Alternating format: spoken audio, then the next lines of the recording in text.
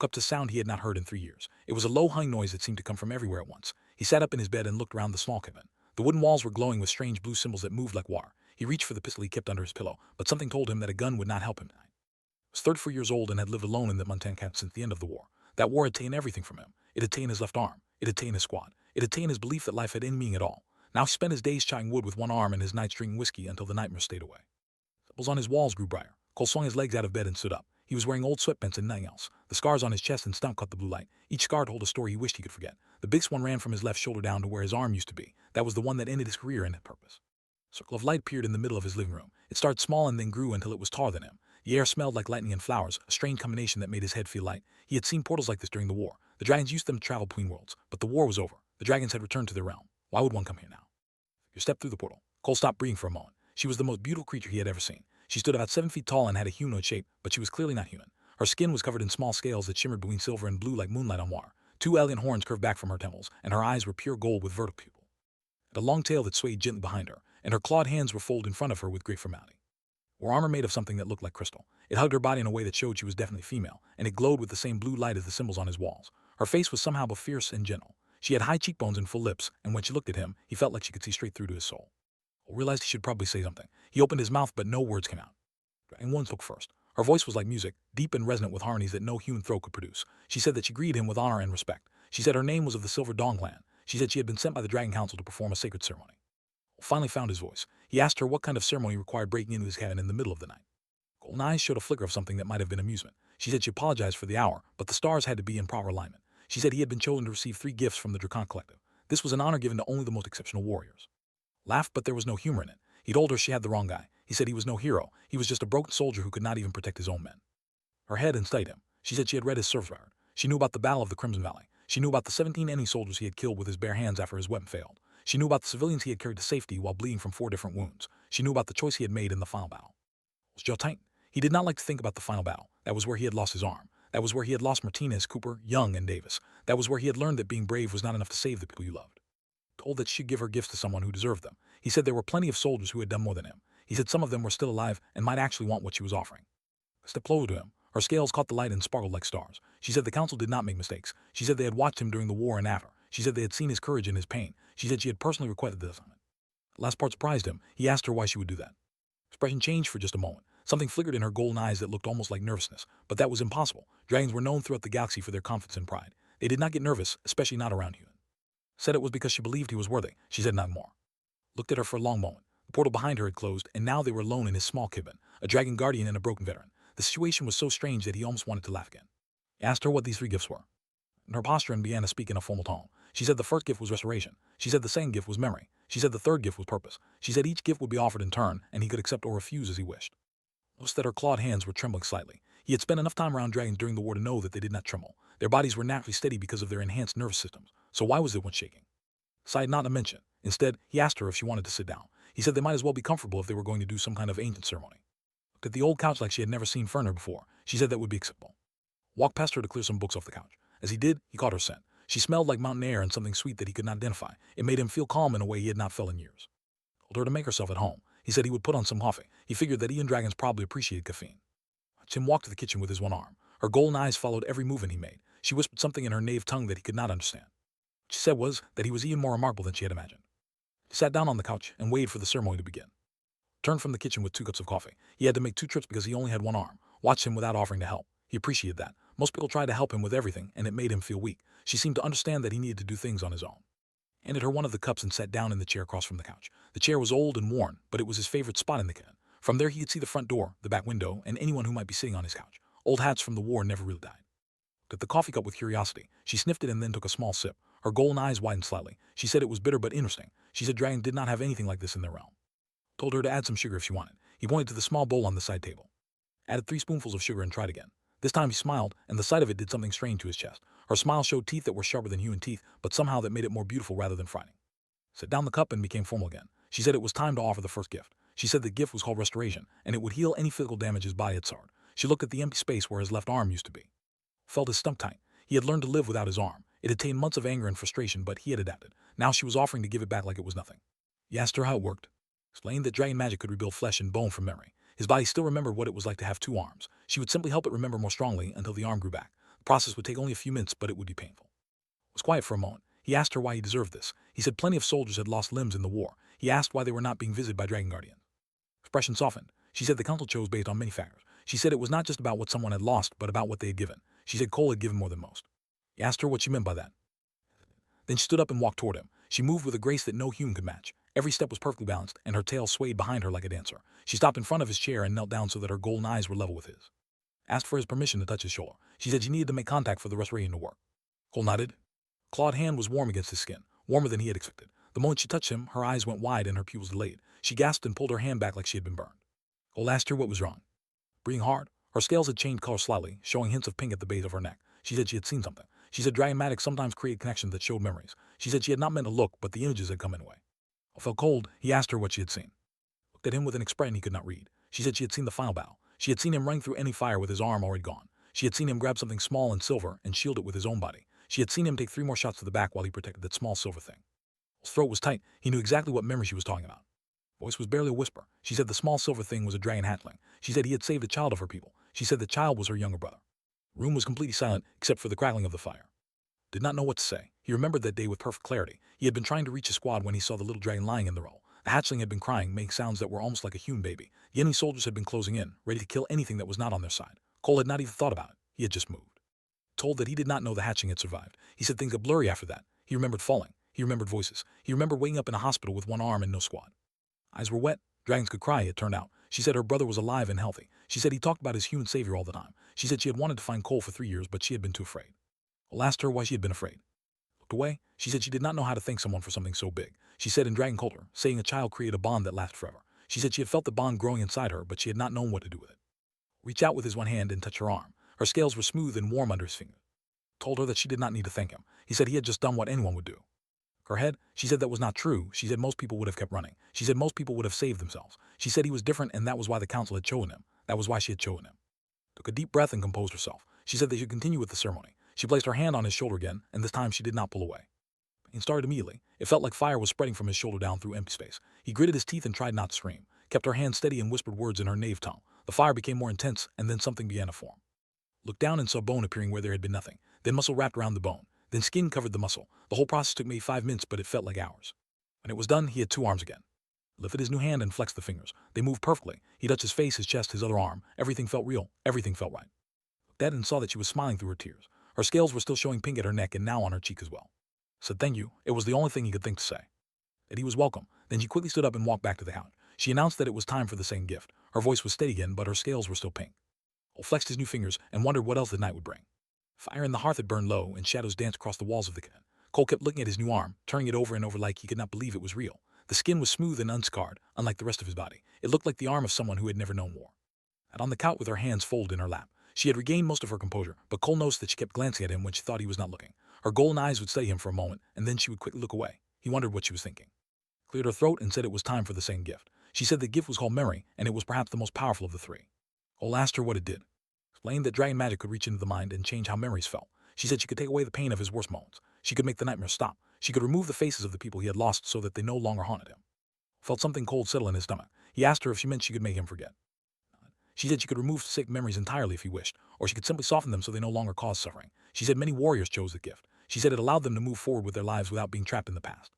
Was silent for a long moment. He stood up and walked to the window. Outside, the Montana sky was full of stars. Somewhere out there, in another realm entirely, dragons lived and flew and remembered their own wars. He wondered if they also struggled to forget. Asked her about his squad. He said their names out loud for the first time in months. Martinez, Cooper, Young, Davis. He asked if she could make him forget how they died. Yes. She said she could remove those memories completely. He would know that he had served with them, but the details of their deaths would be gone. The guilt would fade. The dreams would stop.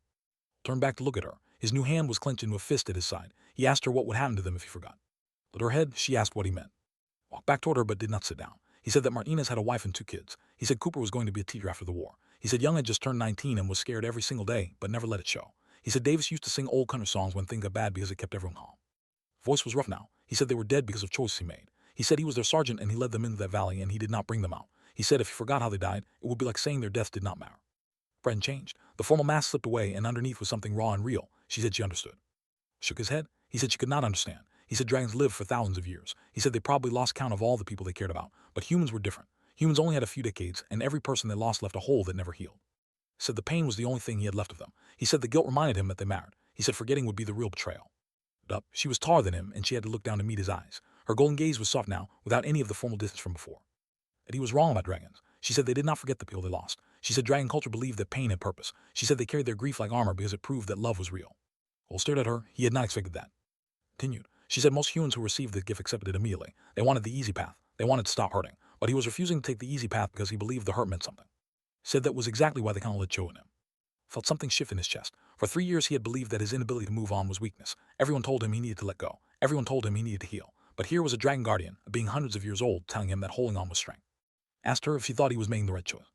Down and touched his face with her clawed hand. The gesture was gentle, almost tender. She said she thought he was making the only choice that was true to who he was. Scales were flushing pink again. This time the color spread from her neck up to her cheeks and across the bridge of her nose. Cole realized she was blushing. He had not known dragons could blush. Seemed to realize what she was doing and pulled her hand back quickly. She apologized. She said that was not appropriate. She said she should maintain professional distance. Caught her hand before she could pull away completely. His new fingers wrapped around her clawed ones. He said it was okay. He said he did not mind. That their joined hands like she had never seen anything so strange. Her scales shifted through several shades of pink before settling on a deep rose color. She stammered that this was highly irregular. She said guardians were not supposed to make physical contact beyond what was necessary for the ceremony. Smiled. It was the first real smile he had felt in years. He said it seemed like they had already broken that rule. A sound that might have been a laugh or might have been a nerve squeak. She said he was very unusual for a human. She said most people were afraid of dragons or want something from them, but he just seemed to accept her like she was ordinary. Said she was definitely not ordinary. He said she was probably the least ordinary person he had ever met, but he also said that did not make her scary. It just made her interesting. Blushed deepened even further. She said they should move on to the third gift. Her voice was higher than before, and she would not meet his eyes. Let go of her hand but stayed close. He said he was ready whenever she was. Took a deep breath and tried to compose herself. She announced that it was time for the third gift. She said the gift was called purpose. Even as she spoke the formal words, her scales remained pink, and her golden eyes kept drifting back to his face. Something had changed between them, and they both knew it. It had grown deep around them. Outside the cabin windows, the stars wheeled slowly across the mountain sky. Inside, the fire had burned down to glowing embers that cast warm orange light across the room. Cole added another log and watched the flames catch before turning back to face. Was standing near the window now, her silver blue scales reflecting both the firelight and the starlight. She looked like something from a dream, too beautiful and strange to be real. But she was real. Her warmth, her scent, the nervous flutter of her tail as she prepared to speak. All of it was real. The third gift was the greatest honor the dragon owl could offer. She said it was called purpose because it would give him a new reason to live. She explained that he would be granted full citizenship in the Drakon Collective. He would be given their magic, which would slow his aging until he lived as long as they did. He would be named a warrior master, serving as a bridge between humans and dragons for centuries to come. Let that sink in. He asked her if she was saying he would become immortal. She said not truly immortal, but close. She said he would live for thousands of years. He would see empires rise and fall. He would watch humanity spread across the stars, and he would never be alone because he would be part of the Drakon Collective. It was an incredible offer. A month ago, Cole had been sitting in this same cabin wondering if there was any point in getting out of bed. Now he was being offered eternal life among dragons. Something was bothering him. He watched as she spoke, noticing how he kept her eyes on the floor, noticing how her voice stayed flat and formal even though her scales kept shifting toward pink, noticing how her tail twitched every time she mentioned the word alone. He asked her why she really came here tonight. Mid-sentence, she asked what he meant. Walked toward her slowly. He said she had told him that the council chose him. She had said the stars needed to align. She had given him all the official reasons, but she had also said that she personally requested this assignment. She had said she knew about him saying her brother. She had said she had been watching him for 3 years. Stopped in front of her and looked up into her golden eyes. He asked her what the real reason was. Posure cracked like ice in spring. Her scales flushed deep pink from her neck to her forehead. Her hands trembled at her sides. She opened her mouth to speak, but no words came out. Cole waited. She looked away. She said he was right. She said the council had approved the gifts, but she had manipulated the situation. She had pushed for him to be chosen. She had timed the ceremony for when no one else could have come in her. She had done everything she could to make sure she would be the one to come here tonight. He asked her why. Voice was small when she answered. She said it was because of the bond. She said when he saved her brother, it created a connection that dragons felt very deeply. She said she had sensed that connection growing stronger over the years even though they had never met. She said she had watched him from the other realm, using Mag to check on him, telling herself it was just gratitude. Said she had lied to herself for a long time. She said she was not just grateful. She was something else entirely, something that scared her. Cole felt his heart beating faster. He asked what that something else was. Looked at him. Her golden eyes were wet with tears she was trying not to shed. She said dragons formed very strong attachments. She said when they bonded with someone, it was for life. She said she had bonded with him without meaning to, without even meeting him. She said she had his face in her mind every day for 3 years. That she used the ceremony as an excuse because she was too afraid to simply come to him as a result. Reached up and touched her face. His new hand cupped her cheek, feeling the smooth warmth of her scales. She leaned into his touch like she had been waiting for it for hours. Asked what she would have done if there was no ceremony. He asked what she would have done if there was no official reason to see him. Was her eyes? She said she did not know. She said she might never have come at all. She said she might have spent the rest of her very long life just watching from afar. Cole said that sounded lonely. And her eyes and looked at him with such raw vulnerability that it took his breath away. She said it was lonely. She said she had been lonely since the moment she felt the bond form. She said being connected to someone you could not touch was the worst kind of pain. Thought about his own loneliness. 3 years in the cabin with nothing but ghosts and guilt. 3 years of wondering why he had survived when better people had not. 3 years of pushing everyone away because feeling nothing seemed safer than feeling anything. He said he understood loneliness. Her clawed hand over his heart. She said she knew. She said she had watched him suffer and wished she could help. She said that was part of why she had finally found the courage to come. She could not bear to watch him hurt anymore. Took her hand from his chest and held it in both of his. He looked at the contrast between his hewn skin and her silver scales. Different species, different worlds. It should have been impossible. Standing here in the firelight, it did not feel impossible at all. Said he did not want the third gift. Eyes widened. She asked if he was refusing citizenship among the dragons. She asked if he was refusing immortality. Said yes. He said he did not want to live forever. He did not want to be an ambassador. He did not want a new purpose handed to him by council that did not know him. Confused and hurt, she asked what he did want. Lifted her hand to his lips and kissed her knuckles gently. Her scales were warm and smooth against his mouth. He said he wanted to know if she would stay. A small sound of surprise. Her scales erupted in the pink he had seen yet, spreading across her entire face and down her neck like a sunrise. Stammered that she did not understand. She asked what he meant by stay. Smiled at her. He said he had spent 3 years believing he was alone. He said he had convinced himself that he did not deserve connection because he had failed the people he loved. But tonight she had shown him something different. He said she had shown him that someone out there had been thinking about him. Someone had cared enough to watch over him. Someone had been lonely for him just like he had been lonely for everything. He said he did not need immortality or citizenship. He just needed to know if the person who had thought about him for 3 years would be willing to stay and actually get to know him. Mouth opened and closed several times. Her formal speech patterns had completely disappeared. She looked like a dragon who had just had her entire world turned upside down. Whispered that she had come here to give him gifts. She had not expected to receive one. Said sometimes the best thing in life were unexpected. Frozen in the middle of Cole's head. Her scales sailed through shades of pink and gold like a sunset that could not decide what color to be. Her tail had stopped moving entirely, which Cole had learned meant she was experiencing very strong motion. Her golden eyes were fixed on his face like she was trying to memorize every detail. Finally found her voice. She said that was not how the ceremony was supposed to go. She said she had practiced her speech for weeks. She had prepared for every possible response he might give. But she had not prepared for this. She had not prepared for him to ask her to stay. Still held her hand. He ran his thumb across her knuckles, feeling the texture of her scales. He said he was sorry for ruining her plan. Her head quickly. She said he had not ruined anything. She said that was better than any plan she had ever made. But she also said it was terrifying. She said dragons were supposed to be brave and confident. They were not supposed to feel like their heart was going to beat out of their chest. Said humans felt that way all the time. He said it usually meant something important was happening.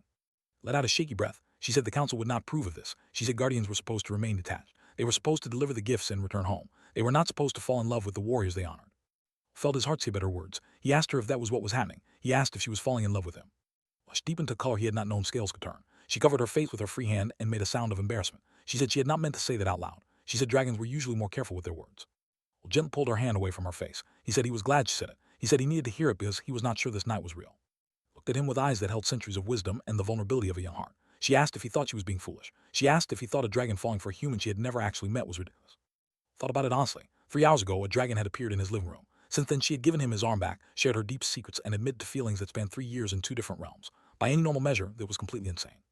Normal had stopped meaning anything to him the day he fought alongside dragons against creatures from another dimension. Normal had died with his squad in the Crimson Valley. Normal was just a word people used when they were afraid to believe in something bigger. Told her it was not foolish. He said it was the most real thing that had happened to him since the war ended. Expression softened. She stepped closer to him, close enough that he could feel the warmth radiating from her scales. She said she did not know how that would work. She said dragons and humans had different colors, different everything. She said there would be problems she could not even imagine yet. Said they had figured it out together. He said that was how it worked with people who cared about each other. They faced the problems when they came instead of running from them before they happened. Reached up and touched his face with her clawed hand. Her touch was gentle despite the sharpness of her nails. She traced the line of his jaw, the curve of his cheekbone, the small scar above his eyebrow that he had gotten when he was 12 and fell out of a tree. That he was remarkable. She said humans were such short-lived creatures, but they burned so brightly. She said she had watched many humans over her 200 years, but none of them had ever made her feel like this. Leaned into her touch, he asked what she felt like. And it was the most beautiful thing he had ever seen. She said she felt like she had finally found something he did not know she was looking for. She said she felt like all the loneliness of the past 3 years had been worth it because it led to the moment. Said she felt like she wanted to stay. Pulled her into his arms. It was awkward because she was taller than him, and her horns nearly poked him in the face, but she just quickly, bending down to rest her head on his shoulder. Her tail wrapped around his leg like it was the most natural thing in the world. Held her tight with both arms, including the one she had given back to him. He breathed in her scent of mountain air and sweetness. He felt her heart's beating against his chest. She had 2 hearts. He had not known that until now. Whispered that she would have to return to report to the council eventually. She said they would have questions about why the ceremony did not go as planned. She said there might be consequences. Said he did not care about the council. He said she could deal with them when the time came. For now, he just wanted her to stay in this cabin with him and talk until the sun came up. Lifted her head to look at him. Her scales had finally settled into a warm pink glow that made her look soft and happy. She asked what they would talk about. Said he wanted to know everything about her. He wanted to know about her family and her home and her favorite foods. He wanted to know what made her laugh and what made her angry. He wanted to know the dreams she had when she was young and the things she still hoped to accomplish. He said he wanted to know the person behind the guardian. Eyes filled with tears again, but these were happy tears. She said no one had ever asked her that before. She said guardians were seen as symbols, not people. She said he was the first one to treat her like she mattered beyond her title. Wiped her tears away with his thumb. He said she mattered more than in title. He said he did not care that she was a dragon guardian or that she came from another realm. He cared that she was kind and brave and had spent 3 years thinking about a broken soldier who did not even know she existed. Said that kind of devotion deserved to be cherished. Through her tears, it was a beautiful sound like bells and thunder mixed together. She said she had come here to give him 3 gifts, but he had given her something better. He had given her hope. Led her back to the couch. They sat down together and she curled against his side like she had always belonged there. Her tail draped across his lap. Her head rested on his shoulder. The fire crackled warmly, and outside the stars continued their slow dance across the sky. He asked her to tell him about her home. To speak, her musical voice filling the cabin with stories of crystal mountains and flying cities and hatchlings who played in clouds. Cole listened to every word, his new hand stroking her scales gently as she talked. Stayed like that until dawn painted the sky in shades of gold and pink. By then, they had shared more with each other than most people shared in years, and when the first rays of sunlight touched the cabin windows, was still there. He had chosen to stay. For the first time in 3 years, Cole believed that maybe he had something worth living for after all.